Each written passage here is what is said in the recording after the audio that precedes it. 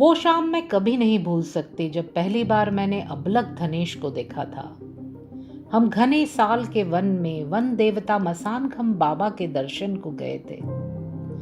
तभी ऊपर साल के वृक्ष पर कुछ पंखों की फड़फड़ाहट सुनाई दी। काफी देर ध्यान से देखने पर पाइड हॉर्नबिल अबलख धनेश को देखा।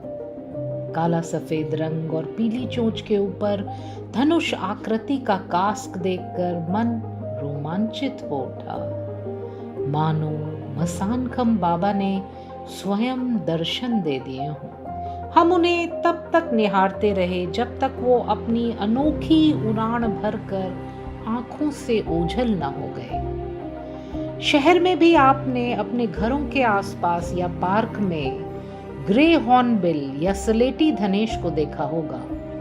उसकी तीखी आवाज और धनुष आकृति की चोंच बरबस ध्यान आकृष्ट कर लेती है। एक बार मैंने नर धनेश को मादा के साथ मधुर संबंध बनाते देखा। नर ने मादा की चोंच में एक गूलर गपकाया और झट से अपना बीज उसके अंदर डाल दिया। उनकी पूंछ और चोंच का संतुलन और चेहरे के भाव देख मैं भाव विभोर हो गई। भारत में हॉर्नबिल की सबसे बड़ी प्रजाति ग्रेट इंडियन हॉर्नबिल है। जंगल में उसको देखना एक साधना के समान है। आज भी मुझे याद है कि वसंत ऋतु का समय था। जंगल रंग बिरंगे फूलों पत्तियों से सुशोभित था। साल के ऊंचे वृक्ष छोटे छोटे सफेद फूलों से सजे हुए थे। सारा वातावरण सुगंधित था।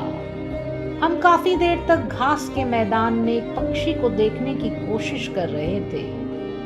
अपनी खोज को विराम दे मायूस हो आगे बढ़े ही थे कि घने जंगल में गूलर के पेड़ पर हमें राज धनेश के एक समूह के दर्शन हुए। अपने बड़े शरीर को संभाल कर वो एक शाखा से दूसरी शाखा पर कूद रहे थे। सूरज की स्वर्णिम आभा में उनकी चोंच सुनहरी लग रही थी।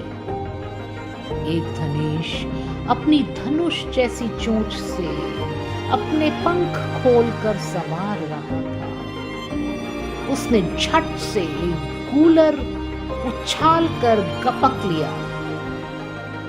मेरे लिए यह जीवन का अविस्मरणीय क्षण था जिसे मैं हमेशा संजो कर रखूंगी। आप सभी का स्वागत है हमारे नेशनल एनवायरनमेंट साइंस कैंप में। गूलर गप का धनेश को देखकर रोमांचित होने के लिए जरूर आएं।